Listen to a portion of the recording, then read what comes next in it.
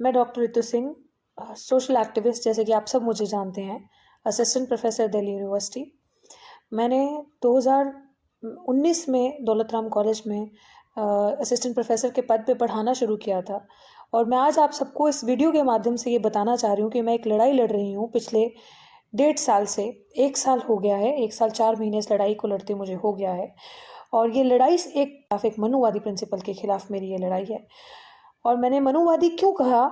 इसलिए कहा क्योंकि इस मनुवादी प्रिंसिपल की हिस्ट्री रही है, इतिहास रहा है।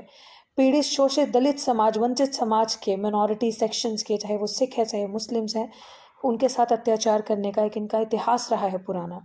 और मैं ये ऐसे ही नहीं कह रही, जब मैं ये बात कह रही हूँ तो मैं पूरी जिम्मेदारी से इस बात को कह रही हूँ, क्योंकि इनके इस चीज़ के सारे पुख्ता सबूत मेरे पास मौजूद हैं कि इनका, और उसकी उन सबूतों के साथ साथ जो इनके इतिहास रहा है इस तरीके से भेदभाव करने का, डिस्क्रिमिनेशन करने का, लोगों को एम्बैरस करने का, इंसल्ट करने का, उनके अगेंस्ट कॉन्स्पिरेसी करके उन लोगों को या तो सिस्टम से बाहर निकाल देना या तो इतना तंग करना, इस चीज़ के सबूत और उसकी एक जीती जाती एग्जाम्पल आप सबके सामने यहाँ पे इस समय आपके साथ वीडियो में आपसे बात कर रही है। ये यूं ही नहीं हुआ, ये सारी चीज़ें ऑल ऑफ सडन नहीं आई। जब मैंने कॉलेज ज्वाइन किया इनका, उसके बाद जिस तरीके से इनका व्यवहार मैंने अपने साथ देखा, जिस तरीके से इनकी दिन प्रतिदिन मिसकंडक्ट जो मेरे साथ रहा वो देखा, बहुत बार इग्नोर भी किया। लेकिन जब इनको पता चला ये सारी चीज़ें कि ये एक शोषित वंचित दलित समाज की एक मुखर आवाज़ है, उस समाज से बच्ची आती है जिस समाज का आय प्रतिदिन शोषण होता है, जिस समाज की बहन बच्चियों के साथ दिन दहाड़े रेप होता है, ये उन समाज की बच्चियों की उस समाज की आवाज़ उठाती है और मुखर होकर उठाती है। तो उनके दिमाग में, दिल में एक डर सा बैठ गया, कहीं इस तरीके का व्यवहार, इस तरीके की चीज़ें पूरा कॉलेज में ये व्यवहार ना आ जाए, पूरे कॉलेज में इसको देख के और भी लोग इसका साथ ना देने लग पड़े, और भी लड़कियां, और भी बच्चे, और भी जो टीचर्स पढ़ा रहे हैं वो इसकी तरह ना हो जाए, प्रोफेसर्स जो पढ़ा रहे हैं वो इसकी तरह ना हो जाए। तो उनके दिल में एक घृणा, एक नफरत मेरे लिए आ गई। जिस तरीके से उन्होंने मेरे साथ बुरा व्यवहार किया, उनसे ये चीज़ हजम नहीं हुई कि किस तरह से किस समाज की लड़की अच्छे से रहती है, अच्छे से बोलती है, अंग्रेज़ी बोलती है, अच्छे से पहनती है, खाती है, और हमारे साथ कंधे से कंधा मिला के चलती है, और हमारी चालाकी बनाई हुई स्ट्रैटेजीज़ को खुलेआम चैलेंज करती है और समाज की आवाज़ उठाती है। तो उन्होंने मुझे टारगेट इस कदर किया कि मेरा फिनेंशियल बॉयकॉट किया। वो कैसे? कि मेरी नौकरी छीन ली। और मेरी नौकरी, सच माने मैं अपने समाज से आज ये बात कहना चाहती हूँ कि मुझे कोई मलाल नहीं है इस चीज़ का कि मेरी नौकरी चली गई, क्योंकि मलाल तब होता मेरे पास ऑप्शन था। दलाली का, गुलामी का रास्ता था बहुत आसान। बहुत इस तरीके की रास्ते में चीज़ें आई जहाँ पे सबने कहा कि चुप करके नौकरी कर लो, क्या दिक्कत है, क्यों बोल रही हो, शांत हो जाओ, मत बोलो भी कुछ टाइम।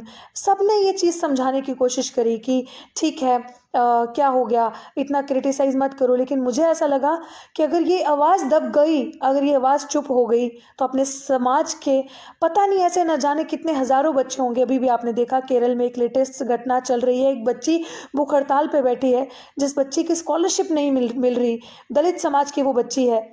इस तरीके से बहुत सारे बच्चे हमारे इस तरीके हैं जिनकी आवाज़ को बंद कर दिया जाता है, जिनके हकों का हनन होता है। और वही एक लाइव एग्जाम्पल, लिव्ड एग्जाम्पल आप सबके सामने थी, रोहित वेमुला और पायल तड़वी। तो वो दुखद घटना से शायद अभी हम उबर नहीं पाए, अभी भी उन बच्चों को इंसाफ नहीं मिला है हमारे समाज के। वही एक मिसाल आप सबके सामने बैठी है। तो मैं अपने समाज के जो बड़े चेहरे हैं, जो बड़े प्रतिनिधित्व करते हैं जो हमारे समाज का, मैं उन सबके सामने गुजारिश करना चाहती हूँ कि कहीं डॉक्टर रितु की आवाज़ भी वो इस तरीके से बंद ना हो, और आप सबको डॉक्टर रितु के लिए कल कैंडल मार्च करके सामने ना आना पड़े। जिस तरीके से आप रोहित वेमुला और पायल तड़वी के लिए जंतर मंतर पे आए थे और कैंडल मार्च निकाला था आपने, वही हाल आपको डॉक्टर रितु के लिए ना करना पड़े। तो मेरी आप सबके सामने एक विनती है आप सबसे कि इस आवाज़ को बचाइए, इस लड़ाई को लड़िए, क्योंकि इस समाज के स्वाभिमान की लड़ाई है, समाज के प्रोटेक्शन की एक लड़ाई है, जो आने वाले बच्चे हैं उनके भविष्य की लड़ाई है। उन सबके भविष्य को आप प्रोटेक्ट कर सकते हैं, क्योंकि अगर सावित्रीबाई फुले ने ये रास्ता चुना होता दलाली और गुलामी का, तो आज डॉक्टर रितु के मुंह में जुबान ना होती, आज डॉक्टर रितु शिक्षित ना होती और अपने हकों को समझती ना। अगर बाबा साहिब ने चुप्पी का रास्ता चुना होता, गुलामी का रास्ता चुना होता, और डॉक्टर बाबा साहेब भीमराव अम्बेडकर ना बनते, और उनकी वजह से आज ये मुंह में जुबान ना आती और ये हक अपने हक हुकूक की लड़ाई समझ ना आती। तो यहाँ पे दिल्ली विश्वविद्यालय में आई हूँ, पढ़ी हूँ, लिखी हूँ, अपने हकों को समझा है।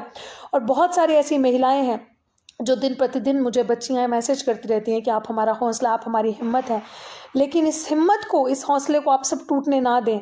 तो मेरे समाज के हर उस बच्चे से, हर उस बुजुर्ग से, हर उस बड़े से, हर उस पढ़े लिखे तबके से ये मेरी हाथ जोड़कर विनती है, क्योंकि इस आवाज़ की कहीं सुनवाई नहीं हो रही, कोर्ट में भी सुनवाई नहीं हो रही, क्योंकि कोर्ट भी जो फैसला सुना रहा है वो एक तरफ का पक्ष का फैसला सुना रहा है। कोर्ट मेरे पास जो पुख्ता सबूत मौजूद हैं, जो मेरे खिलाफ कॉन्स्पिरेसी हुई है, उस सारी चीज़ों के एक सवाल के जवाब के सबूत मेरे पास हैं। मैं उन सब सबूतों को आप सबके सामने रखना चाहती हूँ। आपको पता चलेगा कि कितना मजबूत मेरी लड़ाई है और कितनी सच्चाई है इस बात में। आप सबके आगे मेरी अंत में यही विनती है कि इस आवाज़ को बचाएं, डॉक्टर रितु की आवाज़ को बचाएं और आने वाली हर उस बच्ची की आवाज़ को बचाएं जिसका शोषण होता है, जिसके साथ इस तरीके से जातिगत भेदभाव होता है, खुलेआम गुंडागर्दी होती है और जिसको इस सिस्टमैटिक तरीके से बाहर निकाला जाता है। अगर आप इस आवाज़ को बचाएंगे, सच की आवाज़ को, तो ये दिल्ली विश्वविद्यालय में सिर्फ एक की लड़ाई नहीं, पूरे समाज की लड़ाई होगी। और पूरे समाज के बच्चे सर उठाकर अपनी जो शॉर्टफॉल और बैकलॉग की सीट्स हैं, जो हज़ारों के हिसाब से पड़ी हैं इस यूनिवर्सिटी में, बहुत सारी ऐसी यूनिवर्सिटीज़ में पढ़ी है, लेकिन दिल्ली विश्वविद्यालय की अगर मैं पर्टिकुलर बात करूं तो आपको घर से लोग ढूंढते थक जाओगे। इतनी सीटें आपकी हैं जो NFS करके आप ही के समाज के बच्चों को निकाल दिया जाता है, नॉट फाउंड सूटेबल करके निकाल दिया जाता है। वो बच्चे, वो लोग जिनकी सीटें यहाँ पे पड़ी हैं, उसकी लड़ाई भी हम सबको मिलकर लड़नी है। समाज का सर इस तरीके से झुकने ना दें, ताकि जीते जी जब आपको कोई गुहार लगाता है कि वो जातिगत भेदभाव का शिकार है, उसके साथ डिस्क्रिमिनेशन हो रहा है, उसका फाइनेंशियल बॉयकॉट हो गया है, उसको मेंटली हरास किया जा रहा है, तो ये सबसे बड़ी समाज की जिम्मेदारी बनती है कि उस समय उस बच्चे का आकर साथ दें, उसके साथ कंधे से कंधा मिलाकर खड़े और सच की लड़ाई को लड़ें और उसको एक पूरी कोशिश करें कि उसको इंसाफ मिले। तो मेरी आप सबके आगे सबसे अंत में यही विनती है कि समाज के बच्चे का सर ना झुकने दें और इसकी कहानी रोहित वेमुला और पायल तडवी की तरह ना बनाएं, क्योंकि अभी उनके लड़ाई में भी हमें इंसाफ नहीं मिला है।